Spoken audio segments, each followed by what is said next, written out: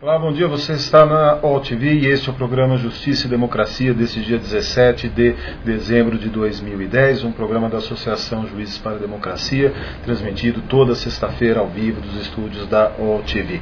Hoje, 17 de dezembro, semana em que a Corte Interamericana de Direitos Humanos proferiu a sentença condenando o Estado brasileiro pelas suas omissões em relação à apuração das violações de direitos humanos na ditadura, a partir do caso do Araguaia, da guerrilha do Araguaia. Nós trouxemos duas pessoas bastante especiais, duas convidadas bastante especiais para conversar com a gente a respeito do significado dessa decisão da Corte Interamericana, do significado histórico que ela tem e do êxito que ela significa para toda uma luta que durou mais de 30 anos para pessoas que, de um jeito ou de outro, foram vítimas diretas e indiretas da ditadura militar de 1964. Estão aqui conosco no estúdio Maria Amélia Almeida Teles e Crimeia Alice Almeida, que são pessoas que sofreram com a ditadura, são vítimas diretas da ditadura militar, são mulheres guerreiras que há mais de 30 anos lutam pela reparação e pela punição das violações de direitos humanos ocorridas e durante a ditadura militar e, portanto, pessoas que são extremamente autorizadas para contar para a gente todo esse caminho que foi trilhado e a importância dessa importantíssima decisão da Corte Interamericana que foi proferida nessa semana. Amelinha, Crimeia, muito obrigado pela presença de vocês. Eu sei que essa é uma semana bastante especial, bastante importante para vocês. Vítimas da ditadura militar. Se a ditadura militar de algum modo vitimou todo o país, de outro lado é muito mais certo que ela vitimou e deixou marcas profundas em algumas pessoas especialmente, que foram aquelas que de um modo ou de outro estiveram envolvidas no processo histórico de uma maneira mais direta, e vocês duas são exatamente duas dessas mulheres, duas dessas vítimas, e duas vítimas que eu diria qualificadas porque são mulheres guerreiras, mulheres cuja luta a gente acompanha, admira, vê, e que fazem a gente lembrar um pouco aquela coisa que o Darcy Ribeiro falava da mulher brasileira, aquela mulher que cuida, aquela mulher que luta, mulher guerreira que leva a família, que leva o país, que leva a nação nas costas, na verdade. Então vocês, eu creio que estejam para lá de felizes, mas também acredito que estejam para lá de preocupadas com essa decisão. Eu queria que vocês, para começar o nosso programa, vocês contassem um pouco o que foi que aconteceu de lá até aqui com vocês, o que vocês fizeram, qual foi o caminho que vocês trilharam nesses anos todos, as dificuldades que passaram nessa busca por verdade, nessa busca por justiça. Bom dia. Nós somos Comissão de Familiares de Mortos Desaparecidos Políticos hoje, Hoje, há 30 anos, nós somos Comissão de Familiares de Mortos Desaparecidos Políticos, mas também nós fomos ativistas políticas do movimento de resistência contra a ditadura. Eu tinha uma atuação na área urbana, a Crimeia tinha uma atuação na área rural, na guerrilha do Araguaia. E nós, eu acho que desde o momento em que nós fomos presas políticas aqui na Operação Bandeirantes, no DOI-CODE, no DOPS e em outros presídios, a gente viu como, de uma certa forma, como que a ditadura montava as versões a respeito dos desaparecimentos políticos, E tão logo nós saímos das prisões, nós já saímos com esse compromisso de buscar o esclarecimento desses desaparecidos políticos, porque são muitos, nós trabalhamos com um número de 426 mortos e desaparecidos, tanto nas cidades como nos campos. num determinado momento, depois da luta pela anistia, que houve aqui no Brasil em 1979, eu acho importante lembrar que a anistia aprovada em 1979 não anistiou os torturadores como hoje o STF, o Supremo Tribunal Federal, diz, né?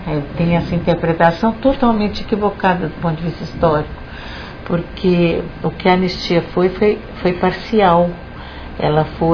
Ela não teve abrangência para todos os presos políticos. Inclusive, assim, eu e a Crimeia, eu fui anistiada porque eu era da área urbana e era da imprensa. Eu trabalhava na imprensa clandestina. Então, eu fui anistiada em 1979.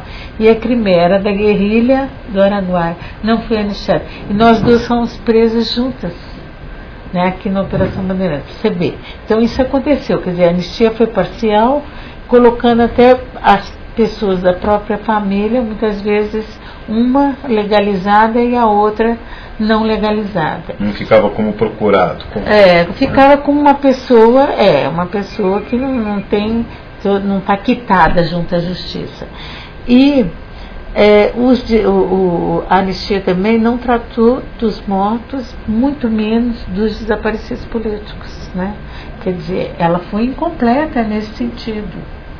Há muitas outras lutas e muitas outras leis vão vir depois de 1979, se a gente for pegar por aí. Mas o que aconteceu, que eu acho que a Crimeia pode até esclarecer melhor, é que a comissão, ou melhor, num determinado momento, em 1982, quer dizer, 3 anos depois da anistia, os familiares dos desaparecidos do Araguaia, porque eu acho importante mostrar o que é o Araguaia, né, o que foi. Houve guerrilha no Brasil, no movimento de resistência, houve a luta armada, houve resistência tanto na cidade quanto no campo, e no campo, e talvez a mais duradoura das guerrilhas foi a do Araguaia, e a mais extensiva em termos geográficos, porque pegar o sul do Pará é muito grande, né?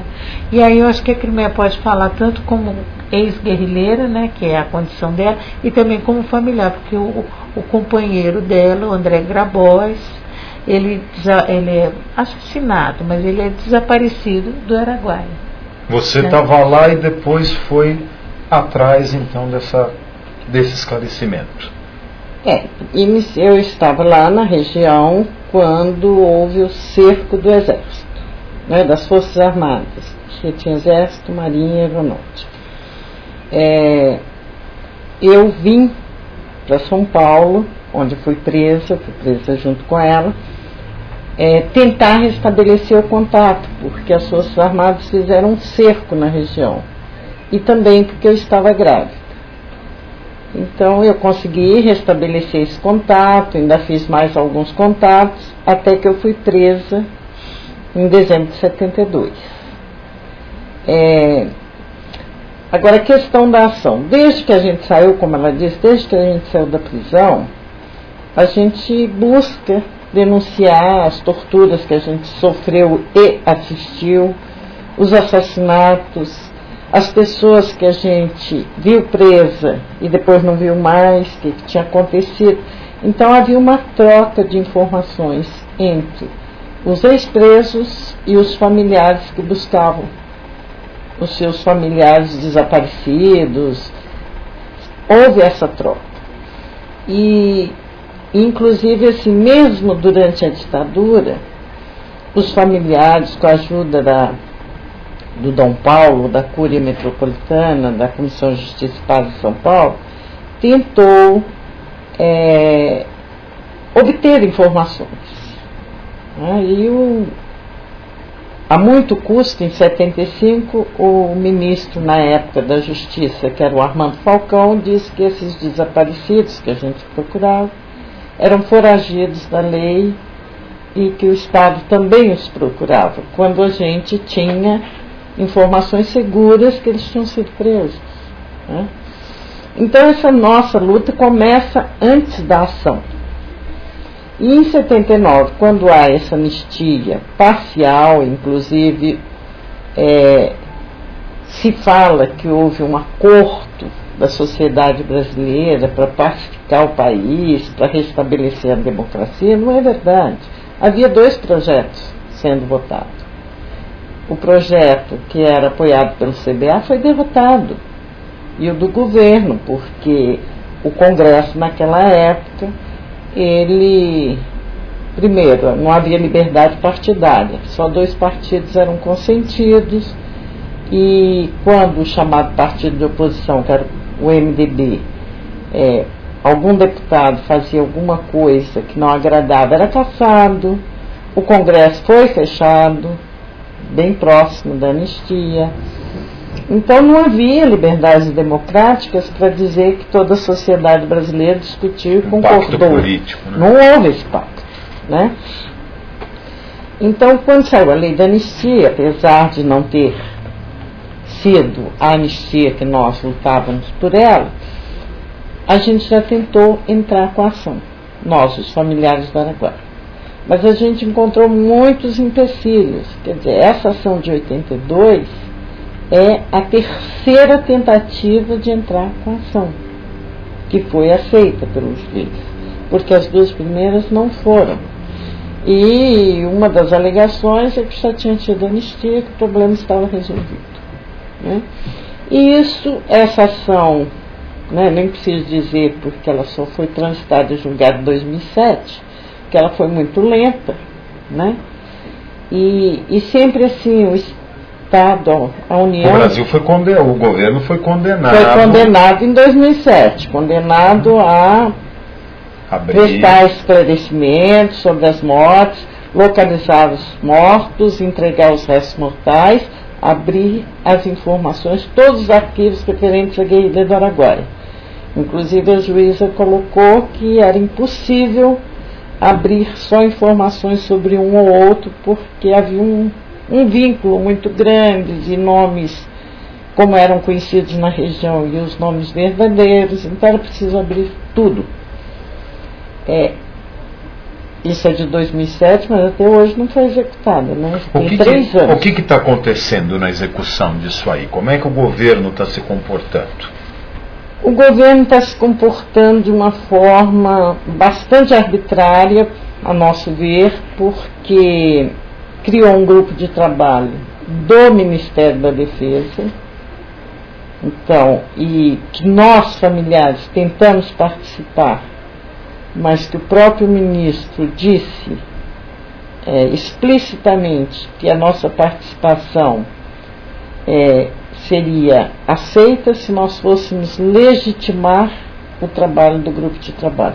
Esse grupo de trabalho tem umas 30, 40 pessoas, entre técnicos, políticos e militares, que mais da metade é militar, inclusive generais, militares oficiais. E nós dissemos que nós não íamos legitimar um grupo desse tipo, né?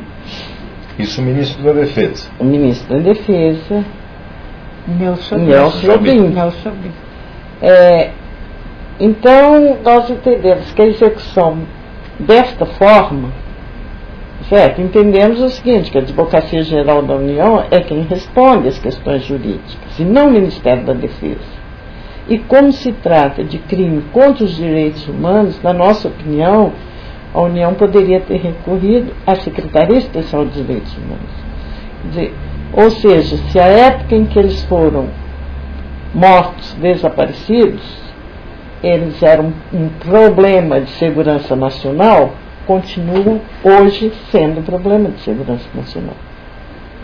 Inclusive, quem foi fazer a defesa do Estado brasileiro na Costa Rica, perante a Corte, foi o Ministério da Defesa.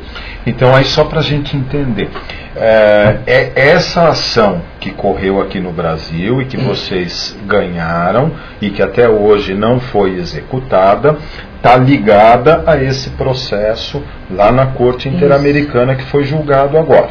Exato, porque é o seguinte, a Comissão Interamericana de Direitos Humanos só aceita casos que tenham sido transitados e julgados e não tenham solucionado a questão no país membro, né? No caso Araguaia, nós pedimos que a comissão considerasse o caso, visto a demora em executar. Não, a demora em... Quando vocês entraram. Nós entramos em 95. 95. A demora em julgar a ação interna. E vocês acreditam que o fato de ter entrado lá contribuiu para que o processo aqui andasse e fosse julgado? Sim, sem dúvida. Inclusive, assim, uma das coisas que nos estimulou a entrar na comissão, com a petição na comissão, foi a Lei 9.140, que era uma lei que, na verdade, com relação aos desaparecidos, procurava colocar um ponto final. 136 desaparecidos estão mortos. E ponto final. E nós achamos que isso, sabe, não basta uma declaração, uma lei diz, estão mortos, ninguém morre por uma lei, não é? Então, nós entramos com esse pedido.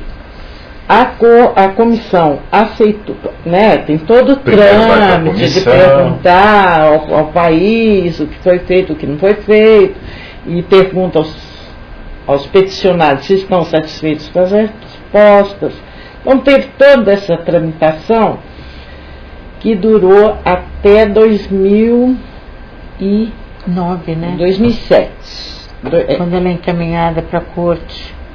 2009, acho que 2009 que ela é encaminhada para a corte. E o Estado brasileiro não responde, pede para arquivar, diz que já fez, que a Lei 9.140 responde, que o livro Direito à Memória e à Verdade esclarece, na verdade, este livro, no que diz respeito à Araguaia, e o resto também, praticamente. Foi feito... o que tem lá escrito foram nós, familiares, que descobrimos, não foi o Estado que nos informou. Exato. Isso foi assim, até os documentos militares que nós temos, né, tivemos acesso, foram entregues anonimamente, não é... Tem nada oficial, não tem uma postura oficial de governo, está aqui, esse é o fato. Exato. A única coisa oficial é um pedido da Comissão de Representação Externa do Congresso, em 93, que pede esclarecimentos sobre essa nossa lista aí de 426 mortos e desaparecidos, e que o Exército, a Marinha e a Aeronáutica respondem ao Ministério da Justiça, na época era o ministro Maurício Correia. E... acho que 93. É em 93, é de fevereiro de 93. E depois começam a dizer que não tem arquivos. De onde eles tiraram essas informações? Não é? E quando eles mandam essas informações, já existia a lei de arquivos de 91. Se eles não podiam simplesmente queimar, se eles queimaram esses arquivos, tem que saber quem queimou, porque ele tem que responder por isso também. Existe uma responsabilidade por isso. Então, com essa demora de resolver internamente o caso, a comissão acabou aceitando, assim mesmo, num tempo, ela levou 9 anos para dialogando com os peticionários e com o Estado brasileiro. Como a comissão considerou que o Estado brasileiro não respondeu, então a comissão encaminhou a corte. Para o julgamento. Pedindo a condenação do Brasil. Aí vamos fazer um parênteses, porque enquanto isso está ocorrendo lá na Costa Rica, quer dizer, a comissão mandando para a corte julgar, nós tivemos a DPF aqui no Brasil, né? O julgamento aí no começo do ano agora da anistia. Todo mundo já sabe, a gente sabe o que aconteceu, vocês mesmos já fizeram algumas críticas aos fundamentos, mas eu sei que vocês estavam lá no Supremo Tribunal Federal no dia do julgamento, né? E eu queria de vocês um depoimento a respeito de como vocês se sentiram recebidas e acolhidas pela justiça naquele momento. A gente sabe que a justiça disse não, a gente sabe que a justiça pode dizer sim ou não, criticar, etc. e tal, mas eu acho que é extremamente importante a gente perceber como que a pessoa que busca justiça se sentiu ali naquele momento. Bem, você também estava lá e se lembra que nós tínhamos uma camiseta com os nossos desaparecidos, que eu vou fazer uma comparação, inclusive, de como nos recebeu a justiça brasileira e como nos recebeu na Corte Interamericana. Nós estávamos com nós pretendíamos, porque nós sempre vamos com a camiseta dos desaparecidos, né, quando vamos para um ato desse tipo. Nós levamos as fotos dos desaparecidos. Elas não puderam entrar, elas ficaram do lado de fora, certo? Aliás, nós temos que agradecer aquele movimento Sem Terra que ficou cuidando das nossas fotos. Do lado de fora. Do lado de fora, porque nem eles entraram, nem nossas fotos. E nós não podíamos usar as camisetas, e fomos assim, pelo fato de estarmos com a camiseta dentro das bolsas, nós fomos assim, assintosamente vigiados pelos seguranças, né, que foi atrás da nossa companheira Laura até o banheiro. A Laura Petit. A Laura Petit. Foi uma coisa assim, muito agressiva. E quando nós fomos a Costa Rica, nós também fomos com as nossas camisetas. E, inclusive, nós perguntamos, a gente pode entrar com as camisetas? Porque, né, a gente já tinha experiência brasileira, né? E ele disse, não tem problema. E, inclusive, a Laura Petit, que foi a pessoa que eles foram lá acompanhar aqui no Brasil no banheiro para ver se ela ia vestir a camiseta, o que ela ia fazer com a camiseta, ela inclusive falou com os juízes que se sentia muito bem naquela corte de ter podido entrar com aquela camiseta, porque no Brasil ela foi proibida. E inclusive os juízes pediram para se levantar, mostrar como era a camiseta, quais eram os dizeres que tinha na camiseta, a mesma camiseta. Então vê a diferença assim, do respeito, né, de uma corte para outra. Eu acho que no Brasil, no caso da nossa ação, nós sempre fomos muito desrespeitados, não só pelos recursos que a União interpôs durante todo o processo, como por esse fato da camiseta e outros em que a gente é muito... O tratamento que é dado. E o tempo, né? O próprio tempo, quer dizer, na verdade, os autores dessas ações são nossos pais, nossas mães, que já estão mortos. Eles não viram a sentença. Eles morreram sem sequer ter a notícia formal de que foi feita justiça. Formal, porque já tem 3 anos do julgamento e nada mudou, né? Você falou que os sem teto não puderam, sem terra não puderam entrar, não é? No plenário do Supremo Tribunal Federal lá em Brasília. E você também falou que as fotos dos desaparecidos não puderam entrar, né? Será que dá, Melinha, talvez a Melinha, será que dá para a gente fazer um paralelo da situação desses 2 grupos que foram impedidos de entrar no tribunal por razões relativas a momentos tão aparentemente distantes na história? Mas tem tudo a ver. Eu penso que esses 2 grupos lutam por justiça. Uns lutaram lá há 40 anos atrás, né, lá no Araguaia. Os outros continuam aí lutando, porque o grande problema do Brasil, o Brasil é um país da injustiça social, é um país da impunidade, é um país onde a distribuição de terra nunca houve uma reforma agrária. Qualquer país aqui próximo a nós já fez uma reforma agrária, né?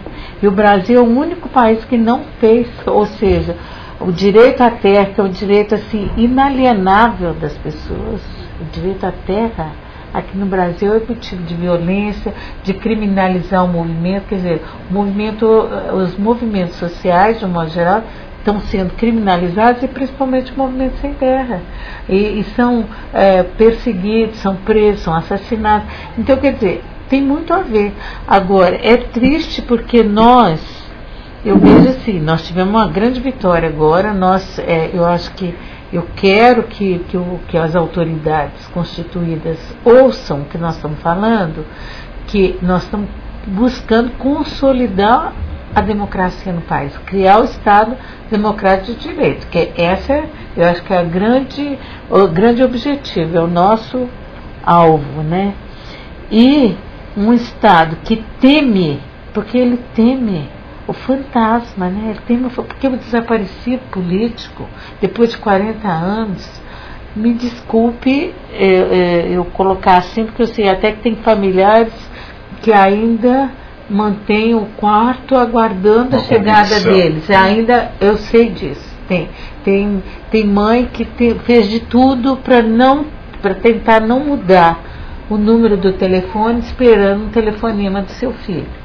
Mas me desculpe, eu não acredito que eles sejam vivos. Eu acho que, então, quer dizer, eu não acredito, e a própria corte acabou de dizer isso, a própria justiça brasileira, quando ela manda localizar, quando ela manda entregar os restos mortais, que foi isso que a justiça brasileira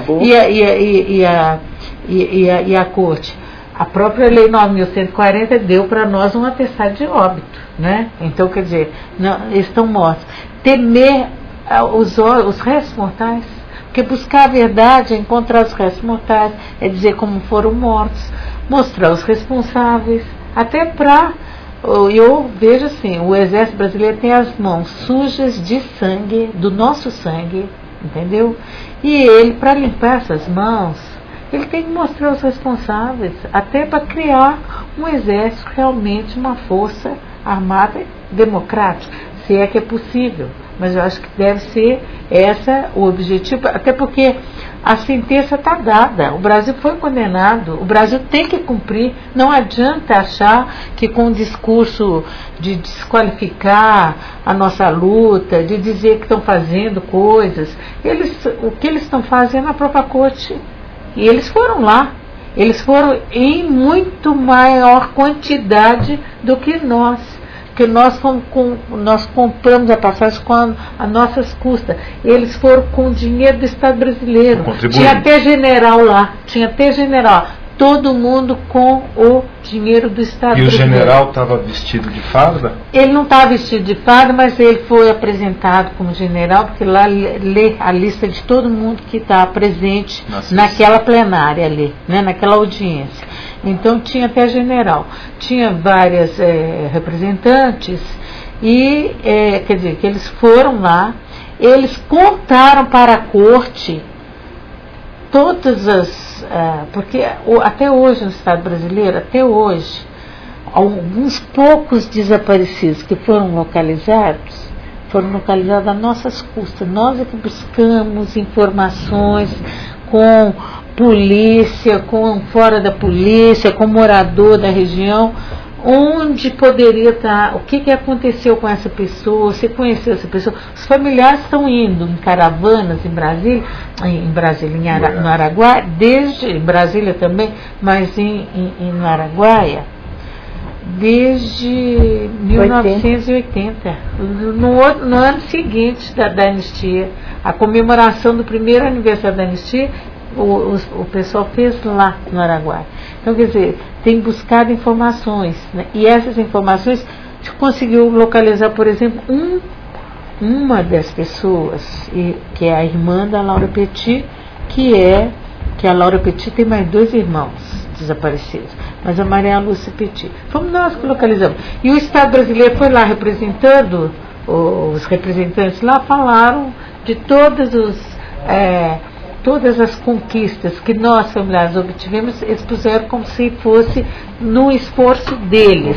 Eles tergiversaram, manipularam as coisas. Mesmo assim, a corte não acreditou. A corte viu né, ao nosso depoimento, viu o depoimento deles, viu os documentos que nós apresentamos, viu os documentos deles e condenou o Estado brasileiro. Então, o Estado brasileiro tem mais, quer dizer, não adianta falar que tomou medidas isso, medidas aquilo. Tem que fazer o que está determinado à corte, porque tem os prazos, inclusive, para eles fazerem, né, aquilo que na sentença. Eles vão ter que responder cada ponto daqueles. E nós estamos aqui para continuar essa luta. Eu acho que isso é importante.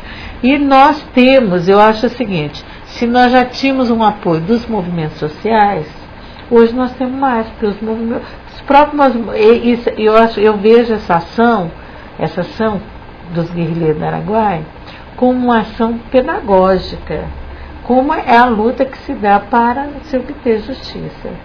Eu acho que isto vai repercutir também nos movimentos. Todos os movimentos têm o direito à justiça. O nosso movimento nunca foi isolado e está totalmente articulado, conectado com todos os movimentos que querem justiça. Não é só no Brasil. Nós aprendemos. Como é que nós fomos lá na corte? Nós aprendemos antes com as mães da Praça de Maio, lá na Argentina. A gente ouviu o depoimento delas. E elas falavam que não tem justiça, nós vamos lá. E nós falamos, por que também nós não vamos? E aí eu estava com vontade de perguntar isso. Como é que foi esse contato de vocês com as mães lá da Argentina? Né? O que elas ensinaram para vocês? Que experiência elas passaram para vocês? Eu acho que elas ensinaram muito, né? Aquelas mulheres, elas ensinaram para todo mundo, para toda a sociedade humana, porque elas se organizaram a partir da perda dos seus filhos. Elas eram mulheres, até tem uma diferença, porque nós somos mulheres militantes. Nós éramos militantes antes na época da perda. Nós éramos militantes. Então eu acho que nós temos assim, até obrigação. Eu acho que todo militante tem obrigação de ir até o fim nessa luta. Agora a mãe, ela foi porque era mãe. E a partir daquele momento que ela era mãe, que ela foi aprender a fazer política. E algumas delas até se tornaram desaparecidas. As primeiras são. Foram vitimadas. As primeiras foram desaparecidas pelos próprios militares. Aliás, recentemente foi descoberto as ossadas da primeira mãe, né? Daquela mãe que chamou as outras. Vamos lá na Praça de Maio, que a gente fica ali, e elas nem tinham a intenção de ir circulando, né? Elas foram circulando por quê? Elas chegaram lá, ficavam olhando no palácio, lá na casa da Rosário, né? Se aparecia lá alguém para elas poderem pedir uma audiência. Elas queriam saber o que estava acontecendo com as filhas delas. E chegaram os militares e falaram que elas não podiam ficar paradas, elas tinham que circular. Então elas começaram a rodar. Quer dizer, essa luta delas, que é uma luta que tem que ser sempre lembrada, não pode ser esquecida, a luta delas. Que aliás nós usamos o slogan delas, né? A única luta que se perde é a luta que se abandona. Elas estão até hoje, viu? Quinta-feira, às 3 horas da tarde, você vai encontrar a mãe. Velhinha, com dor na perna, cheia de varizes, mas elas ainda estão rodando. Muitas morreram, né? Então elas ensinaram para nós o seguinte, que essa luta nossa, elas ensinaram que essa luta não era só nossa, não. Essa luta é da sociedade. Se nós queremos democracia, se nós precisamos da democracia, precisamos de justiça, nós temos que fazer esse Estado funcionar de acordo com essas nossas necessidades. O Estado tem que ser democrático. Quer dizer, nós temos que estar sempre denunciando a injustiça e nós vamos para a corte, aonde essa corte estiver. Aonde ela estiver. Se aqui não abre a porta, nós vamos para outra corte. E foi o que elas fizeram.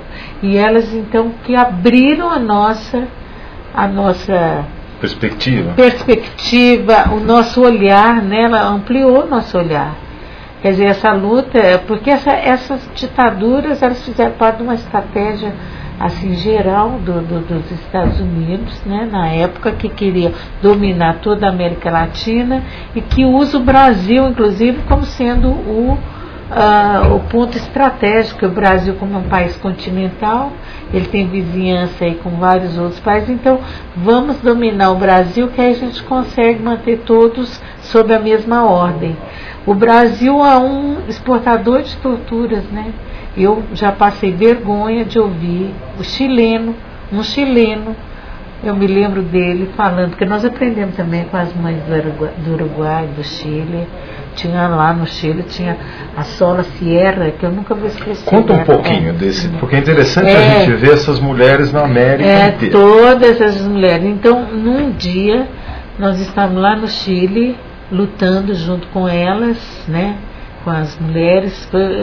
Que é interessante também, porque que são as mulheres, que as madres ensinam pra gente, porque que são as mulheres. Mas aí nós vamos ouvir um chileno dizer que ele não sabia o que era pau de arara, porque pau de arara é uma expressão do Brasil, brasileiro. Ele aprendeu lá na tortura, que o cara dizia que ia pôr ele no pau de arara, aí que ele viu o que era pau de arara. Era um brasileiro, um torturador brasileiro, que foi lá no Chile ensinar tortura, assim como eles foram no Uruguai e foram na Argentina. A escola o Batalhão de Selva da Amazônia de Manaus preparou os torturadores da Operação Condor. Vários deles passaram pela escola de Manaus, né? Assim como vários dos nossos torturadores passaram pela Escola das Américas. Então, a escola de Manaus era vamos dizer, uma subsidiária mais próxima da Escola de Tortura das Américas. Agora, aqui no Brasil também nós aprendemos, porque nós ensinamos e aprendemos, porque as mães, elas ficavam aterrorizadas quando elas ficavam sabendo o que era tortura aqui no Brasil. Porque elas achavam que a tortura era só lá na Argentina, nos outros países, achavam que o Brasil não. E depois elas começaram a perceber que os filhos, tem vários filhos argentinos que vão desaparecer aqui no Brasil. Então elas começam, e aí que a gente dizia para elas, porque as mães da Praça de Maio, elas têm algumas, tem assim, são 30 mil desaparecidos, então tem 30 mil mães, né, quase. Embora tem família que desaparece várias, né? Mas elas tinham a ideia de que os filhos, muitos tinham a ideia que os filhos estavam vivos, né? Então, tanto é que elas têm uma palavra de ordem: com vida los levaram, com vida los queremos, né? Coisa que nós nunca usamos. Nós sempre tivemos mais a convicção da morte, embora muitas alimentem ainda a esperança deles estarem vivos, né? E que é natural, é humano. Que eu acho que é uma tortura permanente, né, para os familiares. Os familiares continuam sendo torturados, né? Na Argentina, da corte considera a tortura permanente. O sofrimento, né, a espera, a indefinição, a insegurança, e até do ponto de vista afetivo também, né? E quando elas viram que aqui nós vimos que estavam mortas, até porque a gente às vezes testemunhou uma morte ou um desaparecimento. Por exemplo, quando eu estava lá no DOPS, tinha o Edgar Aquino Duarte, ele estava lá dentro. E ele dizia que eles iam desaparecer com ele, que eles iam matar, desaparecer. E hoje ele é um desaparecido, ele está no nosso livro. Ele dizia isso para nós, que eles falavam com ele, né, os torturadores. Então, quer dizer, nós vimos que realmente eles matam. Eles somem com o corpo, eles desaparecem. E nós explicamos isso para as madres. E as madres colocavam também outras histórias, né? Porque elas foram vendo que tinham outras histórias. Essas as da Argentina. As da Argentina. No Chile, as madres, que eram geralmente mulheres, não só madres, eram irmãs, eram filhas, eram esposas, companheiras, como o caso da Sola Sierra, que o marido dela que é desaparecido. Ela vai levantando informações, ela era a coordenadora da Agrupação de Detenidos Desaparecidos do Chile. Ela vai coordenando essa agrupação, esse agrupamento, e ela vê que ele deve estar morto, o marido dela. E ela levanta também os nomes dos torturadores. Porque só no Brasil que torturador não é punido. Com todos os problemas que tem nos outros países, que são muitos, os torturadores são minimamente punidos, ou pelo menos são nomeados oficialmente pelo Estado. Então aqui teve um torturador lá da Edina, né, que é a polícia repressiva lá chilena. Ele era um dos coordenadores da DINA. E veio se esconder aqui no Brasil, porque aqui eles vêm se esconder. Aqui nós já pegamos torturador da Bolívia, torturador chileno, que é esse, Oswaldo Romo Meno. Ele foi preso aqui, morava aqui em Mogi das Cruzes. Inclusive fazia política. Ele era candidato para um partido. E quem deu as dicas para nós de que ele estava aqui, olha só, era a Sola Fiera, que ela é morta hoje, mas eu acho bom lembrar do nome dela, porque ela deu a dica.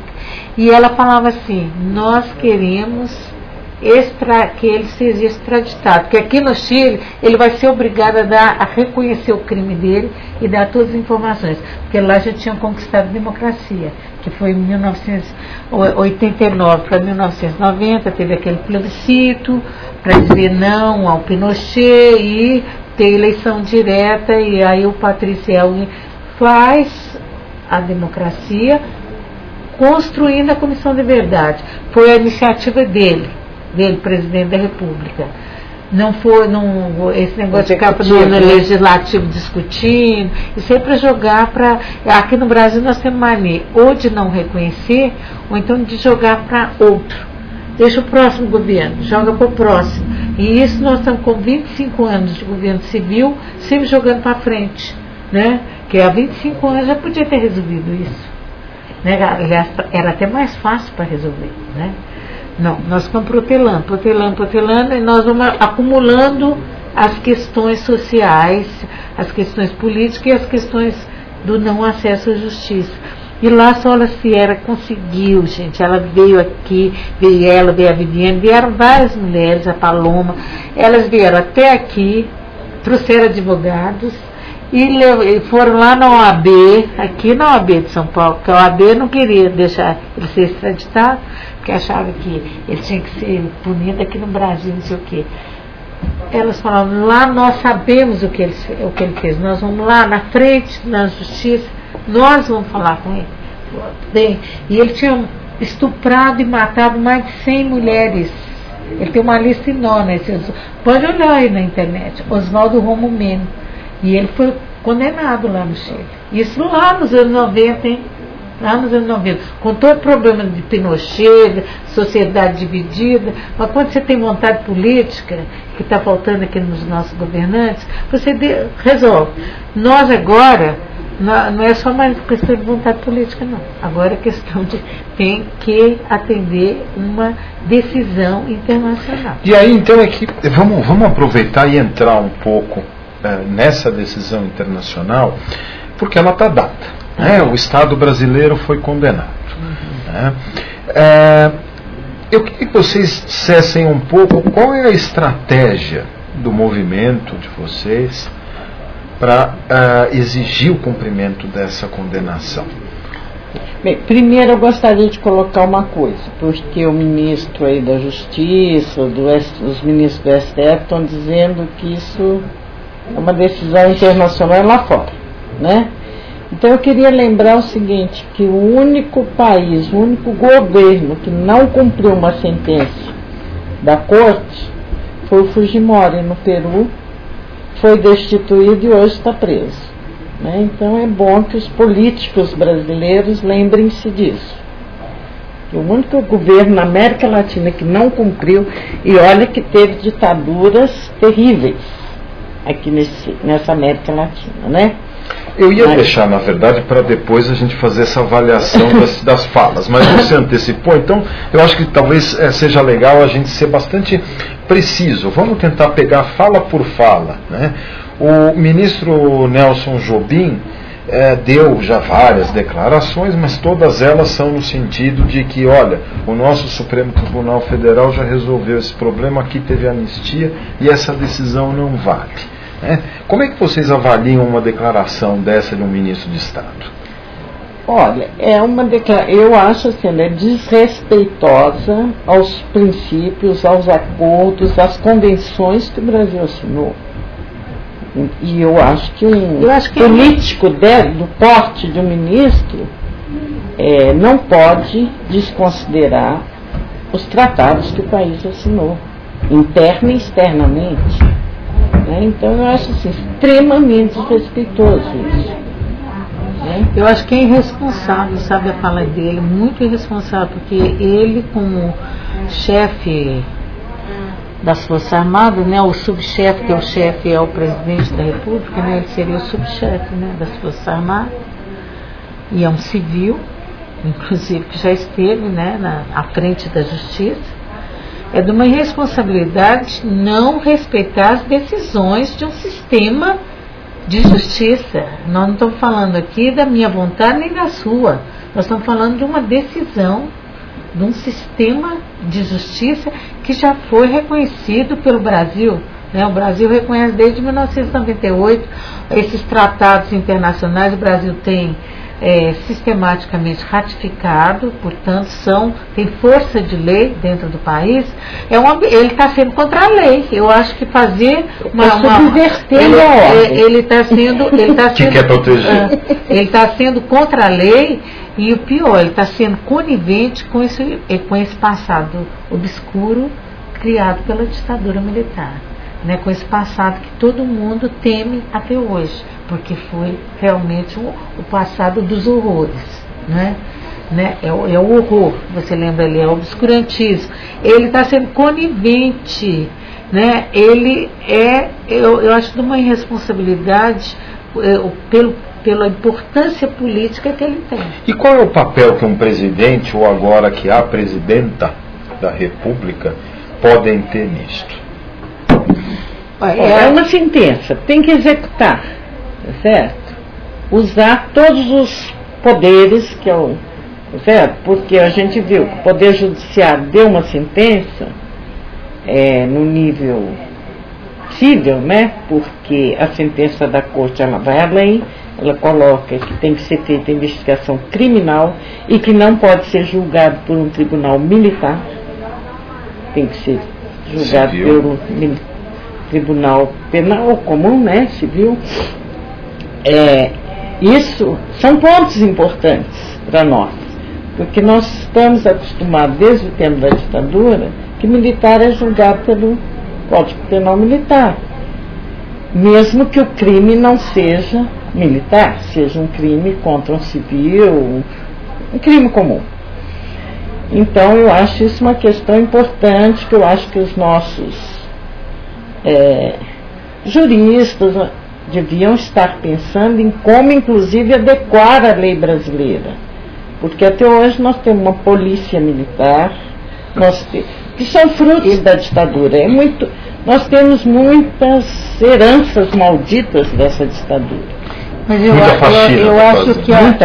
eu acho que a presidenta da República, que toma posse dia 1º de janeiro, ela tem que estar ciente do conteúdo político histórico dessa sentença, até para fazer justiça com a própria história dela, né? Que ela também foi da luta armada, lutou contra a ditadura, foi uma mulher corajosa, jovem, foi torturada, né? Então ela tem que fazer isso. Do ponto de vista pessoal, estou até colocando, é pessoal e político, mas eu acho que a principal, ela é a representante maior desse Estado, né, nesse momento, né?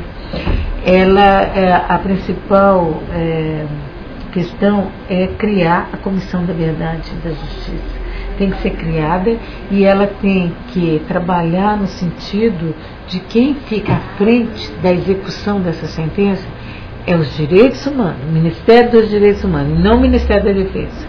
Eu acho que ela tem que pensar isso, certo? Eu acho que nós não podemos fazer política, uma política progressista, com os modelos do passado, ditatorial.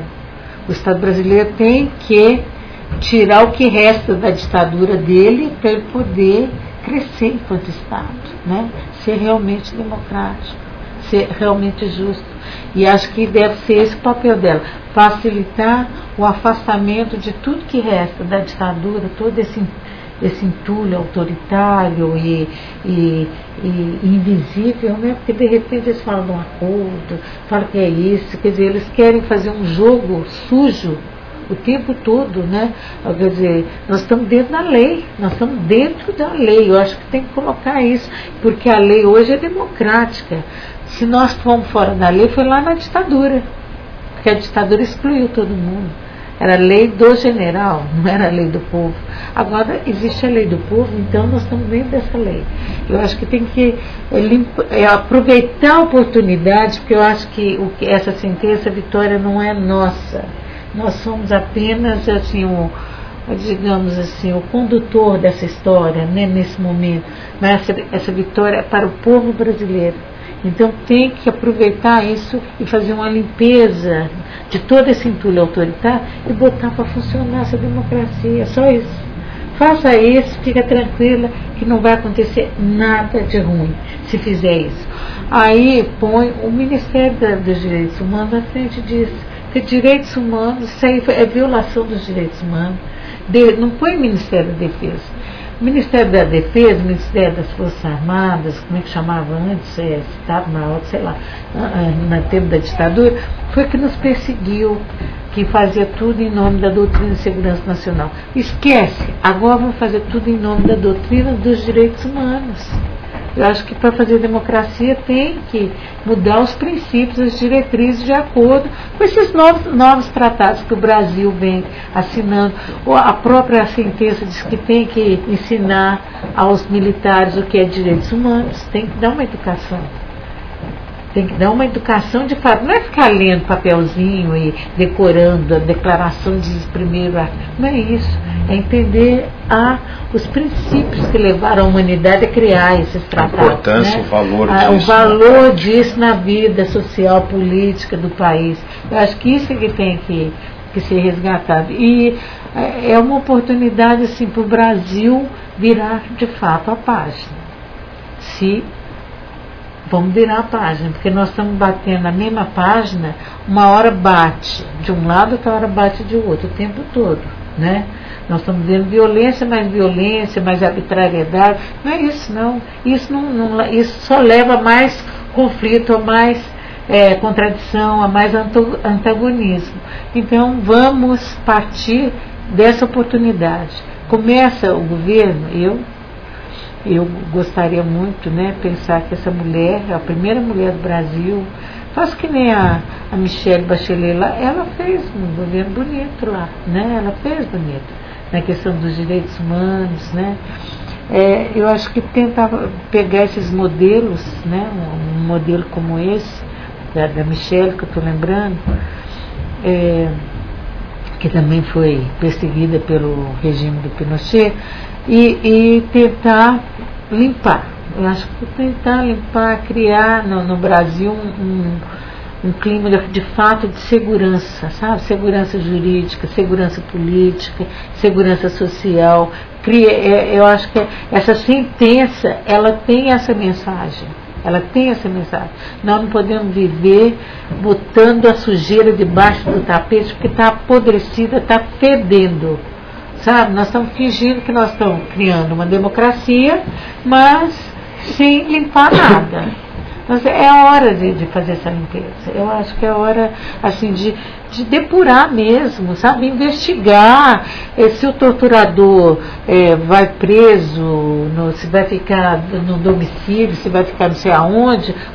Não tem importância. O importante é que esse torturador ele está responsável pela morte dessas pessoas e matou desta forma. Isso é limpar, gente, isso é trazer justiça.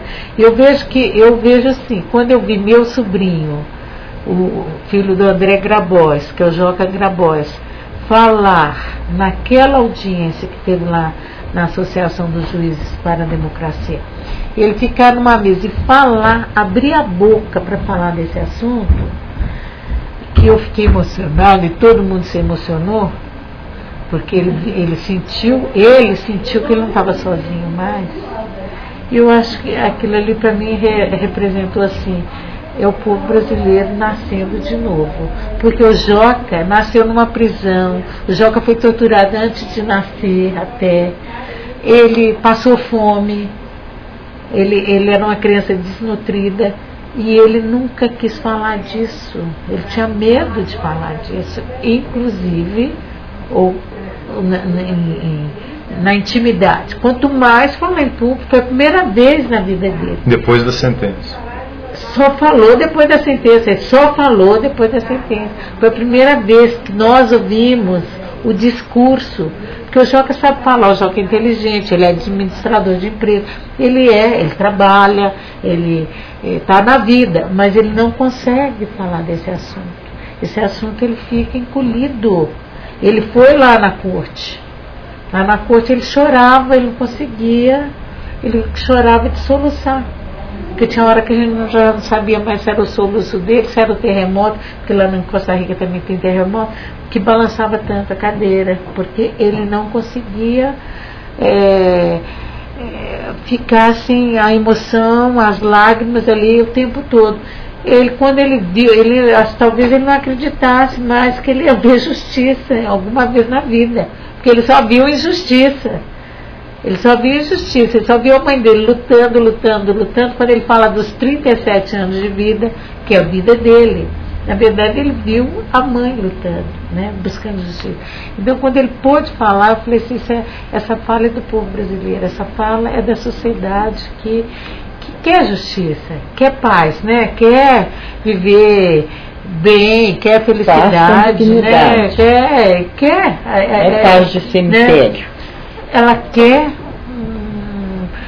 um reconhecimento, né? Eu acho que ele viu ali um reconhecimento. Ele nunca viu o pai dele. Ele imagina o pai dele, né? Ele nunca viu, nem vivo nem morto. Então as pessoas querem um pai, querem ver, querem uma mãe, querem ver concretamente. Eu acho que a justiça dada pela corte, dada até pelo Brasil, né, no caso do judiciário brasileiro, eu acho que é um avanço muito grande, que isso tem que ser, eu acho que qualquer estratégia que a gente usar, a gente vai usar a estratégia de conversar com a presidenta, com o grupo, né, o Ministério dos Direitos Humanos, porque a gente entende que é o que deve ser responsável pela execução. Nós temos que conversar com a sociedade, até para a sociedade se apropriar dessa vitória. Essa vitória não é nossa. Fique com ela, né? Ande de cabeça erguida, porque essa vitória é da sociedade brasileira. Da cidadania. É da cidadania. Conversar com vocês, eu acho que nós vamos ter que ter muitas discussões, nós vamos ter que ter muita preparação, inclusive física, para poder acompanhar a implementação dessa sentença, né, da execução dessa sentença, porque existe um monitoramento da OEA e nós temos que criar também a Comissão da Verdade seria uma boa forma de monitorizar essa implementação, mas ela não foi criada. E a própria Corte diz, né, na sentença, que tem que ser criada uma comissão transparente.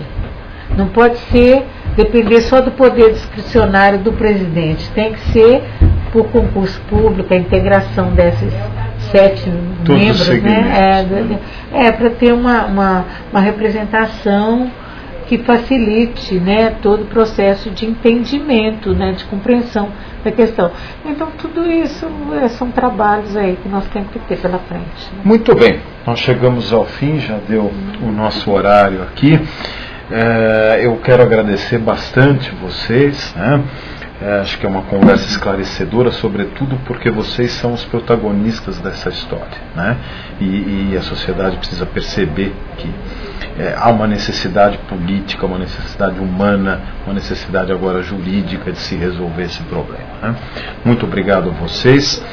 Esse foi o programa Justiça e Democracia desse dia 17 de dezembro. Voltaremos no dia 7 de janeiro com a professora Flávia Piovesan, que vai conversar conosco justamente a respeito dos aspectos técnicos dessa decisão da Corte Interamericana e tentar esclarecer a gente o que vai e como vai acontecer daqui para diante a solução do caso do guerrilha do Araguaia e da ditadura militar no Brasil. Muito obrigado e até lá, tenham um bom final de ano a todos.